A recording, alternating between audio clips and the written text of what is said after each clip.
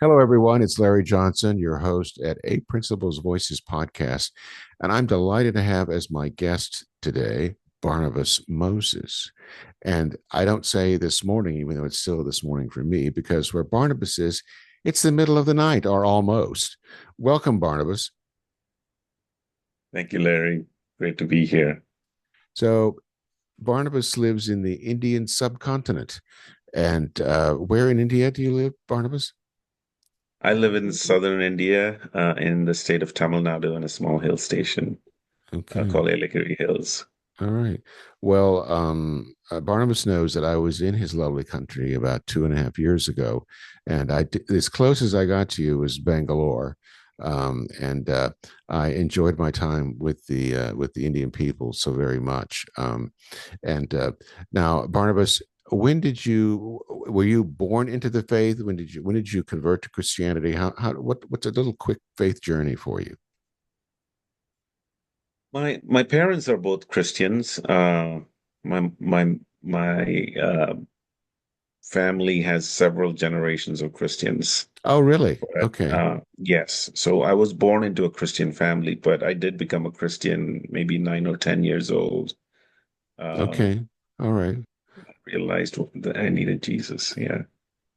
Now, right now, you are co-owner of a Christian camp. Is this correct? Yes, we have a small campsite in Ellery Hills. It's a very rural place. It's called Camp Samaritan. Tell me a little bit about the camp.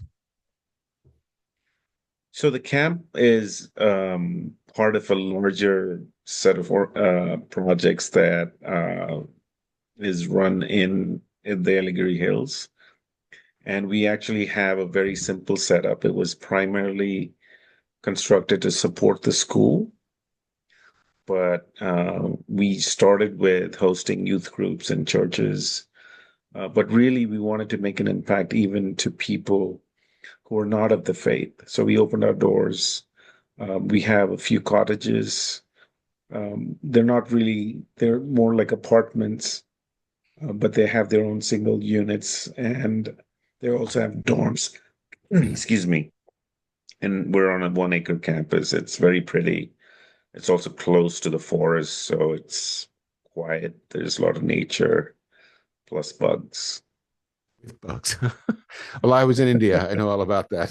Um, but the what's the programming like? What kind of programming is there? Is it a retreat center that someone would lease? Is it active ongoing programming? What's the purposes of it there? So our campsite is more like a retreat center Hmm. and less of a US kind of a campsite where there's programming. It's very tough to get people who are trained in camping programs. It's a rather small industry, and it's kind of sometimes gets exclusive. And there are a lot of others, but we never developed ourselves to be that kind of a campsite. But we are looking to develop that in the future, God willing, with the right kind of people coming alongside us. Okay. All right. So you're independent. You're not aligned with a particular church then or denomination. No, we've always been an independent kind of a ministry. We started as a literature ministry much before my time. Um, but we've eventually uh, worked with a lot of different churches, but we're Hmm. not aligned with anybody in particular. Okay. So what are your plans? Where do you want to go with the camp?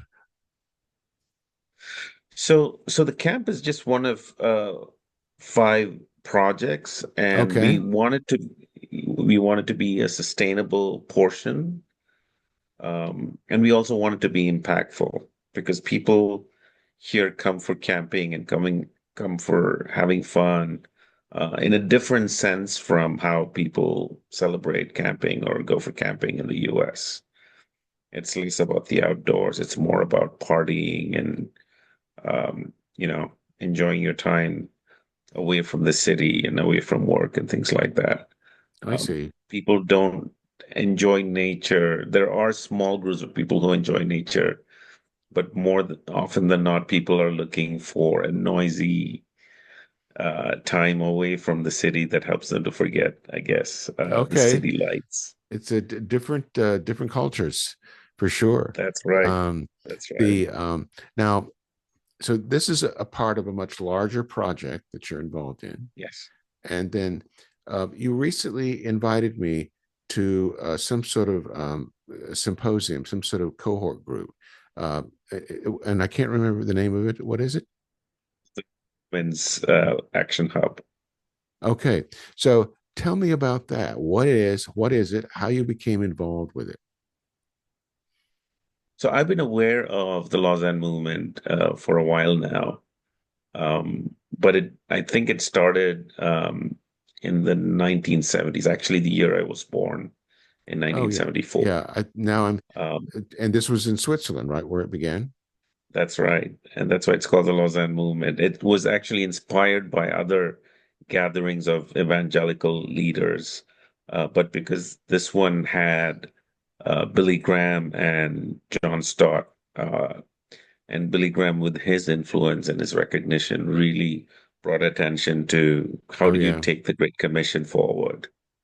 Hmm. And so I've been kind of aware of this because of my interest in the faith and things of the Great Commission and evangelism in our ministry. But it was always exclusive. You always heard of it from a distance. Hmm. And the Lausanne, they had a conference every 10 to 14 years. Uh, and last year there was a conference held in Seoul. My wife is from Iran. She's um, coming to the faith, and um, I was invited as a result of that to be part of the Lausanne movement. Lausanne, man. Oh, Um, so does she speak Farsi?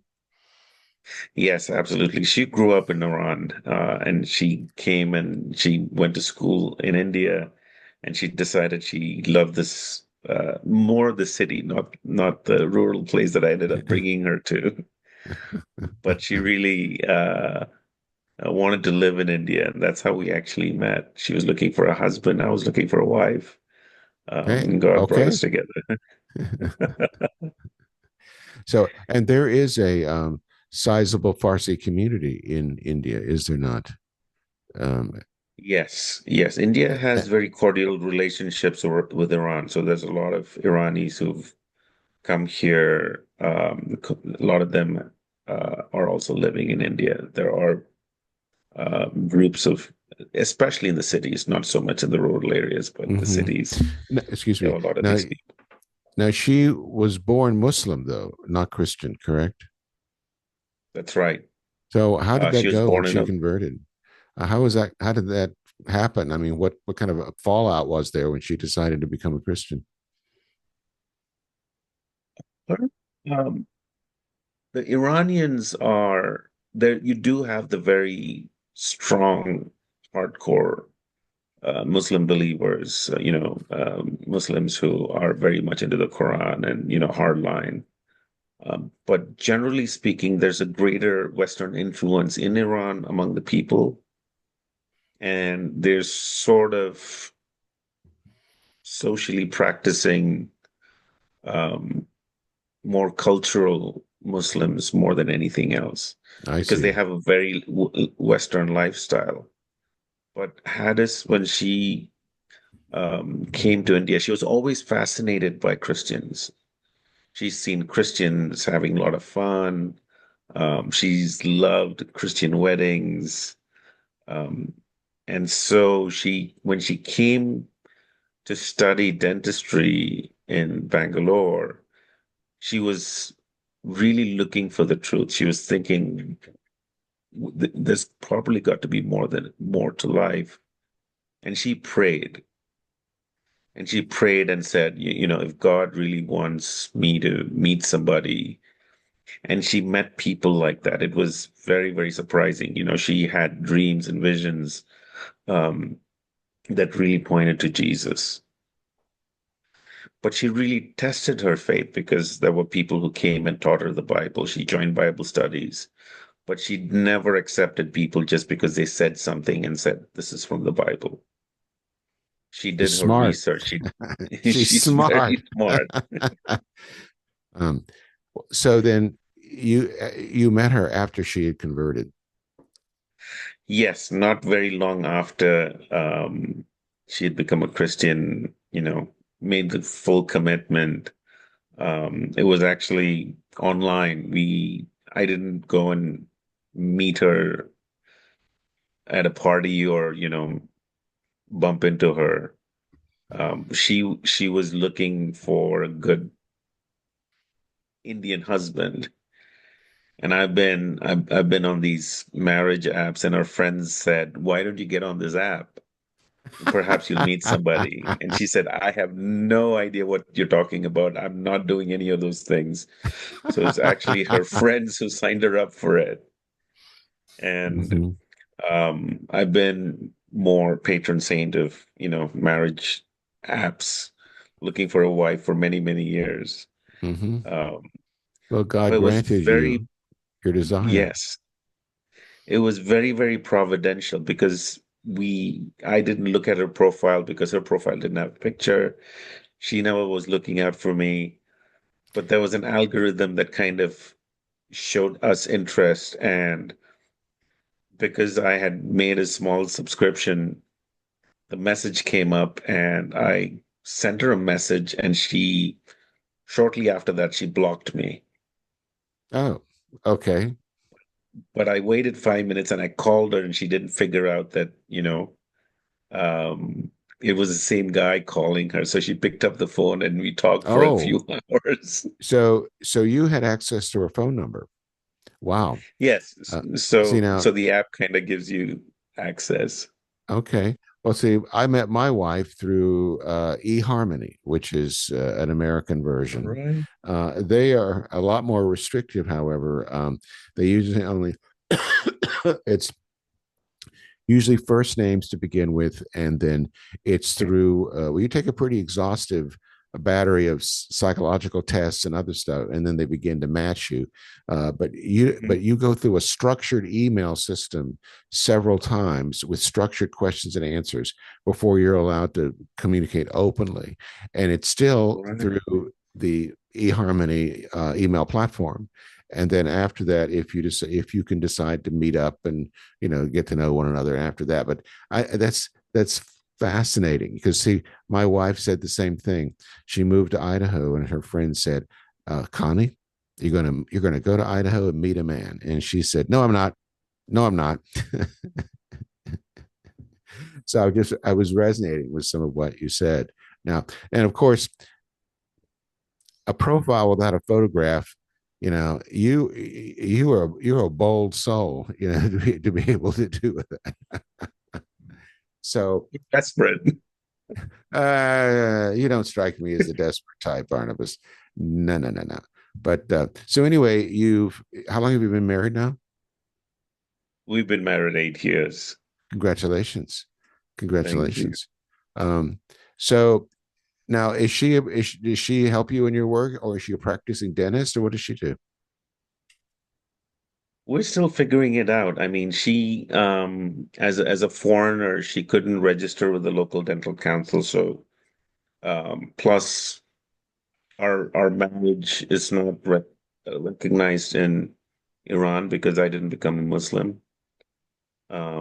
But what really, it took time for her to register as because she had to get a residency card that allowed her to be, registered with the dental council. And we opened this little clinic here. So she does help me in different ways, just not in the ways that I expect. But it completely brings a different perspective to how I do things. It's really she's really opened my eyes to a lot of things that I wouldn't have seen otherwise. Um, she still is trying to figure out what does God want her to do, Mm-hmm. uh, because she's more from a business family than from a family that's been in ministry. So Okay. this Well, entire concept of doing things for God and having other people support you is very, very challenging for her. And she's still coming to grips with that. Plus, we have three kids, so that keeps her busy as well. well, I'm sure it does. But that's a nice match, ministry, business. You put the two together. They're complementary Right. skills in many ways. So, when I help people in nonprofits, they have these wonderful, honorable goals, and that's fine. And I say, but there's the business aspect of what you do. There has to be sufficient income and growth and a constituency for you to implement these things. The two go together. Um, so, yeah.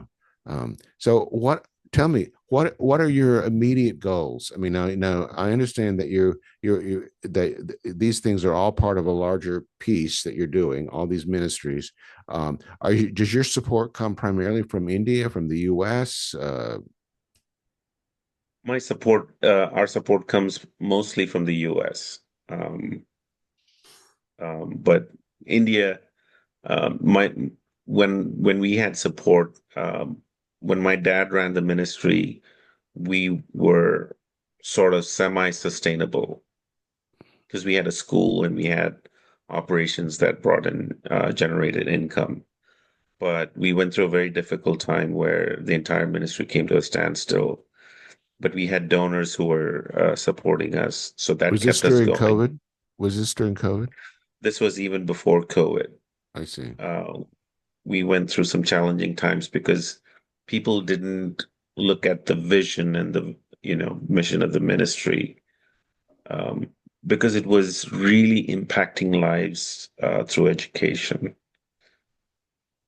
And we sort of followed a very holistic model because there were other operations going on. We had a farm and we had, a sports ministry, um, feeding the poor, making an impact in the local community. So everything was funded by one single organization. My dad was influenced by the missionaries who'd come and served in India. So they had a very holistic vision of how do you reach out to the community and Hmm. take care of their needs. But ministry had changed by the time he was able to bring this vision alive. So people were very focused on just one aspect, but he was doing multiple things. I see. So, so what happened was when he gave up responsibility to people, they took it in a different direction because they didn't see the focus as transforming the lives of the people who came to us. I see. It was just providing a service for the sake of providing a service. So when it was the school, it was just running the school. And that's not what made the difference. What made the difference was we were pouring into the lives of kids. We were building up the teachers. Our teachers weren't the best. But when we were doing that, um, people who said the right words, and pretended to kind of understand the goal, when they were given the responsibility, um, they were not completely honest and they took the institution in a different direction. It Okay. always presented a different picture of what was going on. So, and I was away. My parents were getting on in age, and I was away in the U.S. at that time. That's when you were at Duke. Yes, that was the time I was at Duke, and I was also working for a few years. Um, but the damage was so great that by the time I came back, I just gave up life in the US to come back and help get this, ministry back on its feet because I was in touch with a lot of kids who are now adults and they have their own families. And I still keep getting people who come back and say, this place changed my life. Hmm. And so when I came back, I failed. I really didn't know what I was doing. I had all these great ideas. I'd learned so much with my time in the US, um, but it wasn't enough. Um, the corruption in people's value systems, their contributions, and their lack of accountability really pulled everything down. So it's been So in that sense, um, the people who were called to serve didn't serve. They did a job, they worked, but they didn't understand why we were doing this. And this was to change lives of children broken because of their families or broken because of systems and processes or because of societal issues that came up. And they thought we're just educating children, we're just preparing them for an academic pursuit. I Well, want to comment on that. Um, Education is so much more than simply proficiency in an academic subject. It's the what am I saying? It's the cultural whole envelope, and you're preparing them as whole people. And you mentioned the holistic ministry. So then you come back now from the United States, and you see the well, if I can not be too dramatic, the shambles that this ministry was in at that time. Uh, Take us a little bit farther than that. What happened then, and how has it developed since then? so we had to go through almost 7 years of just trying to figure things out. Um, what was our ministry for? Uh, what had shaped it? What were its origins? Because a lot of it what came from my father's heart. It came from his experiences, and COVID really clarified a lot of that. It was just wonderful that people who supported our ministry stayed with us in that time of sort of hibernation, suspended animation. Yeah. And I was still able to try and figure this out. Um, so 7 years from the year we were closed, we started getting the first few kids who were really looking for a place of transformation. Okay. That So was then, around, so this was dormant for 7 years. yes. Okay. And so, how did the people first come to you? How did they hear of you? What was the spark that developed the interest? We didn't officially say we closed. The largest project was the school. Everything else was supporting it and was supported by it. So it was the farm, it was the campsite, and the sports projects and everything else, including a health center, which has now become my wife's dental clinic. So what really happened was people would always call us, and it would sometimes be very heartbreaking to hear them, single parents or even, a couple who have challenging situations for their child and they don't know how to deal with it Mm. because they weren't taught how to deal with a child who was going through a difficult time. Maybe it was emotional, maybe it was just the school system that they were in that Yeah. didn't give them the nurturing and the training that they needed to face life. So we'd always keep getting these calls. Um, but the other thing is education is a little box in this country where it's perceived to be you need to have so many kids in your class and there's got to be competition and it's got to have all these bells and whistles. So we kind of took it back to who needs us the most. And these were kids from broken families, very difficult childhoods, single parents. Um, Orphans are usually taken care of by the government, so we don't have the ability to take them in.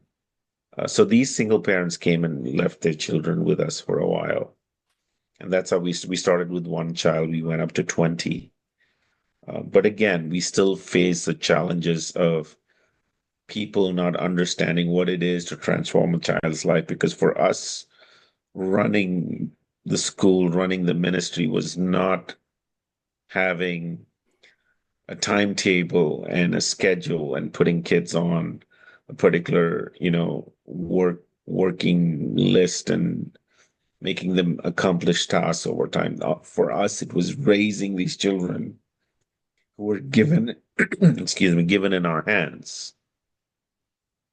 So it was very Okay. serious for us.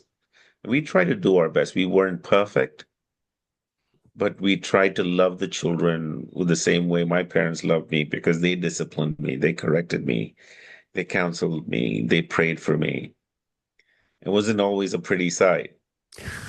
It hardly ever is. So, how is this funded? Tuition, gifts?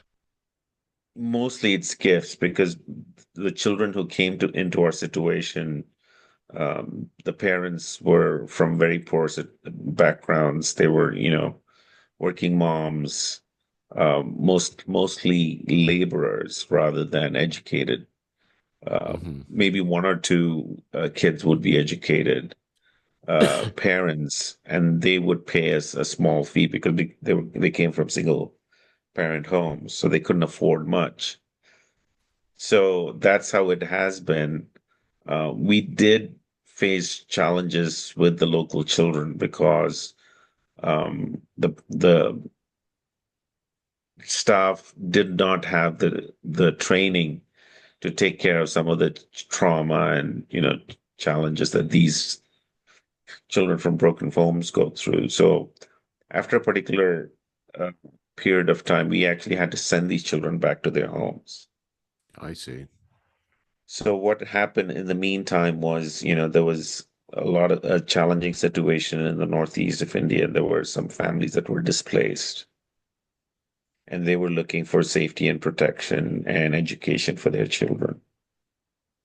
So right now we have three of these families, and between the three families, there are about a dozen kids. So we're taking care of the families, we're training the parents, and we are educating the children, and they have jobs, um, and we give them, something to live by. We give them accommodation, we provide food for them, and we pay them a small salary so that they can take care of their kids. Now, this is truly a labor of love, Barnabas. That's what this is. So, tell me about um, uh, how you're underwritten now. You have a group of individual donors. You have a church. How do you get this thing funded? So we have close family who believe in what we do. So they're the primary funders they underwrite most of the expenses, which is mostly just operational costs. There's very little available for expansions and development. It's been very challenging to engage with churches and people outside this original circle of people that we know. People are very busy, and the challenge right now is not how to get new donors, but how to get people who are standing with you, Mhm. people who advocate for you, people who can go and talk on your behalf. Um, because we're looking for people who have the heart to be altruistic, and Yes. it's not always about writing a check. No, it isn't. It's more about, how can I come alongside you? What are my talents that I can give? How much of my time can I give you? What can I do with you? And so we're looking for that kind of meaningful partnerships because Hmm. I don't have everything that these families need. I don't have everything that these kids need. And I don't have all the skill sets to run all the projects to be really sustainable. Really? Really? You don't have all that? uh, you said that with such a straight face, Barnabas. Um, so now you're officially organized, so you do have a governing board of some sort, correct? Yes, it's a very small board, but yes, we do have a governing board. Um, Let me give you a little fundraising suggestions, and that is your board of directors is where should be focusing your interest on uh, either recruiting some additional members, which is always a possibility, but then also using your board members to leverage your efforts. That's critical.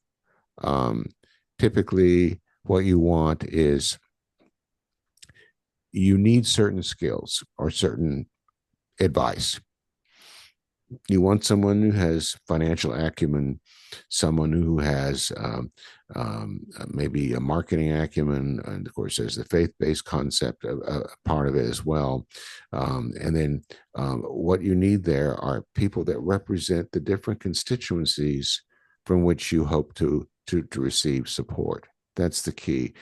You don't need too many of one or the other, but that's the key. Is you need those, and then you form that core group of people who share your vision, who bring a different skill set, a different perspective, but also a belief.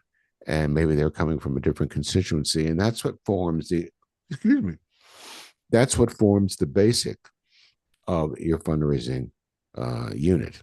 Um, every board member, regardless of their ability, big, small, whatever, should be making a financial investment in the organization every year. It should be commensurate to what their ability is. Not everybody has the same ability.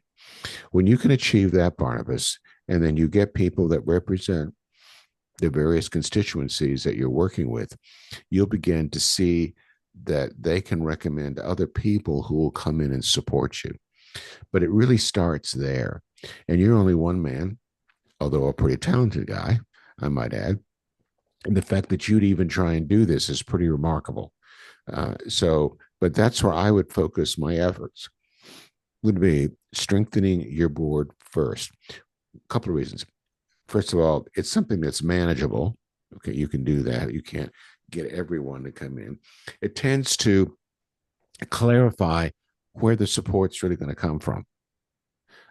Because I'm sure you know that there are lots of well-heeled people who are never going to give you a dime for one reason or the other. Well, you don't want to waste any time on those people. They may be fine people, but they're not for you. And so you want to identify those people who will support you. And it starts we at the eight principles say principle five, excuse me, is work from the inside out. Start with those people that are closest to you. Look for referrals. Keep moving outward. Keep moving outward. The most effective marketing is what's called word of mouth. And so you do that with your board members. I don't know how formal your board is organized. It should be, but you're looking typically for about 9 to 11 people. That you want an odd number of people, and the reason why is you won't get any ties that way, and you don't want it much larger than 11 or 12, maybe 13 at the outside, is because you know this, that once human groups get to a certain size, the whole dynamics change. And so you want to be able to still be on a fairly personal basis with these people and have them feel like they're contributing. So that's where I'd start, Barnabas, is really working on that. Their job is only three things. Number one, to set policy, to make sure you're operating within the bylaws. Two, to promote the organization, promote the ministry. They should be telling everybody, wow, this is a great thing. And three, to provide adequate resources, of which in most cases has a philanthropic component. Sometimes it's a fee for service, but in your case, it's mostly philanthropic. So that's where I would look. That's where I would start. And then once you do that for a few months, we should talk again and see how you're doing. So how many people do you have on your board right now? Right now, I think it's about maybe 7 people Okay. that I can think of. All right. Um, Now the other thing about board members, your organization should be in their top three philanthropies, the top three things they support. You should be there somewhere. Okay. Because that says the commitment is there. You don't want someone just because they're a name or just because they bring certain skill. You really need both. Um, so that's what you should be looking at very seriously. Um, what is with me? It's at night where you are. It's morning for me. What's the problem here? Um, it's coming at me. I'm feeling. I think I'm in India again. It was the humidity. Okay, um, and it's so there. But so that's where I would start. You don't need a church to support you officially. It's nice, but you also get a lot more flexibility if you can create an independent board, and then it's also more reliable if you've developed these relationships independent of other things. So that's where I would go. So this is a tremendous project that you're under.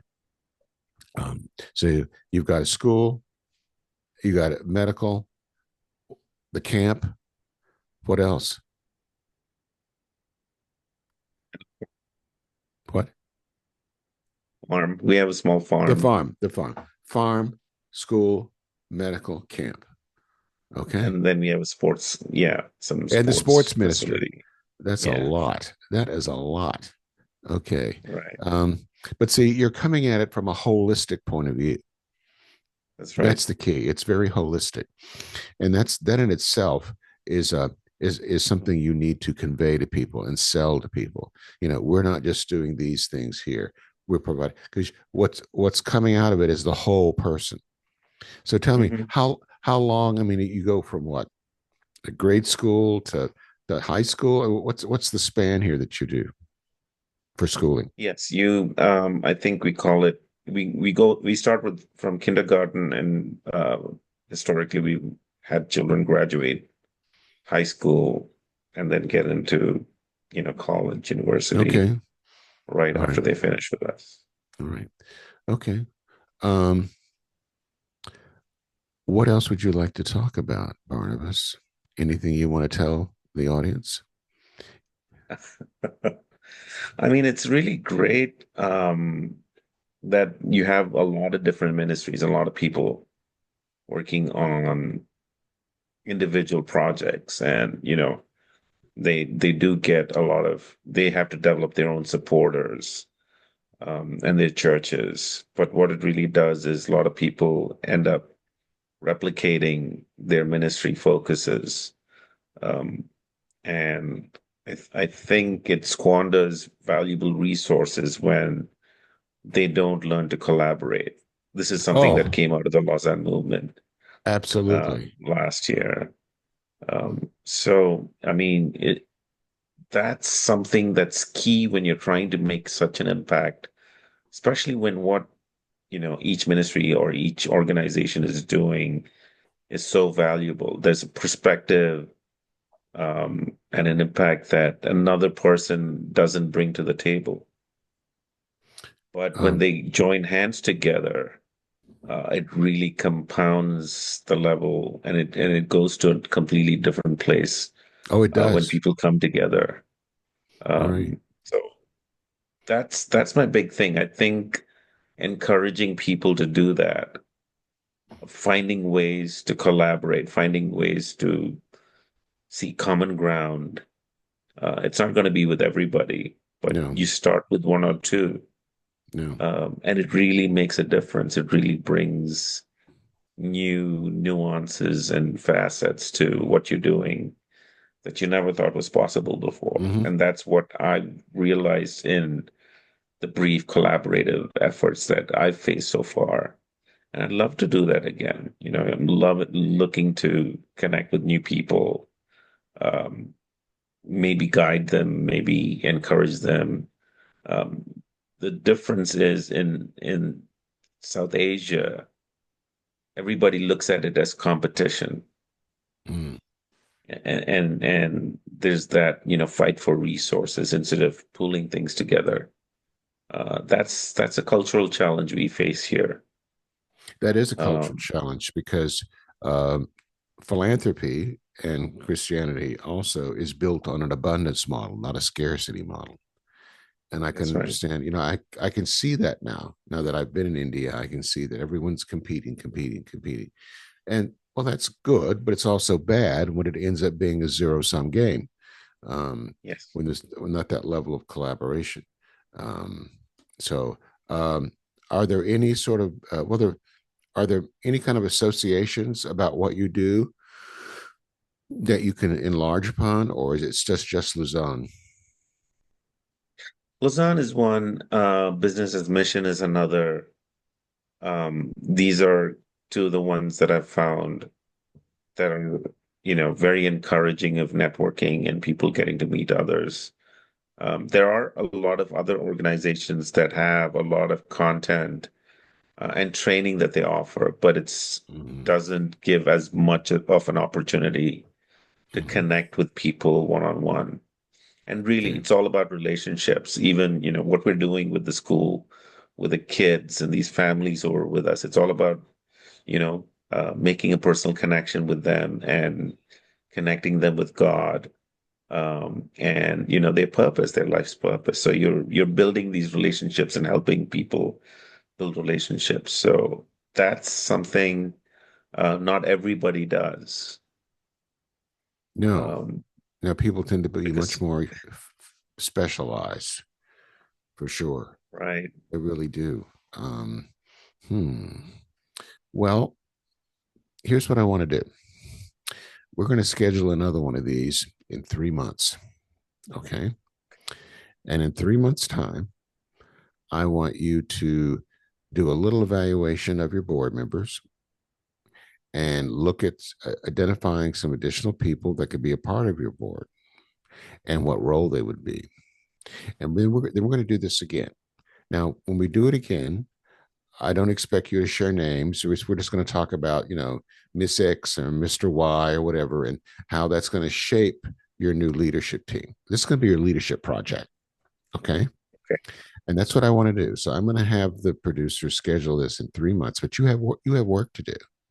And this is this is the way I would do it. The first thing I would do would be make a list. Maybe it's a short list. If you could have anybody on your board that all right, these are the people I would choose.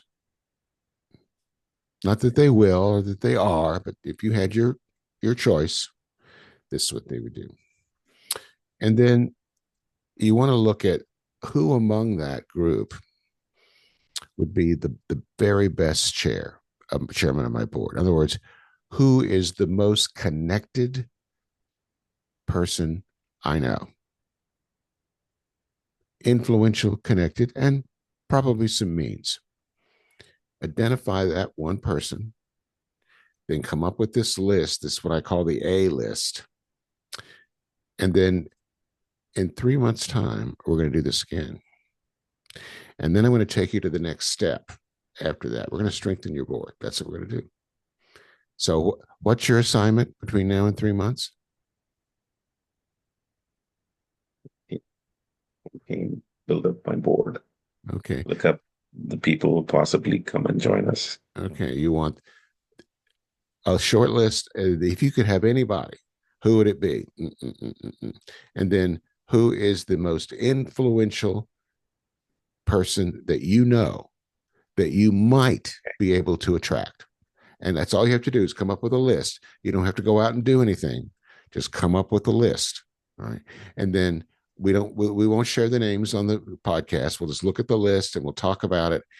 And then we'll go to the next step after that. How's that? Sounds good. Okay. 3 months. All right. Okay. Well, it's Okay. it's very late, ladies and gentlemen. It is the middle of the night in India. What 10:42 p.m. Uh, Now it's a quarter past 11. it's a quarter past. Oh, I forgot about the 30 minutes. That was the other thing. I it's that there's a 30-minute difference in the terms of the minutes. So yeah, I can see that. It's 11:15 there in the evening. Well, you get some sleep, sir, and we will talk to you in 3 months. Expect to receive a time. Now, thank you. Thank you so much, Larry. Such a pleasure talking to you again. Everyone, we've been talking to Barnabas Moses, who is a holistic missionary who looks at the full life of someone and sees them as a full person. He's building his ministry in southeastern India. And I want to thank him for spending his time with me today. Um, in another week, we're going to have another guy or gal that's going to talk about what they're doing in the world. And so please stay tuned.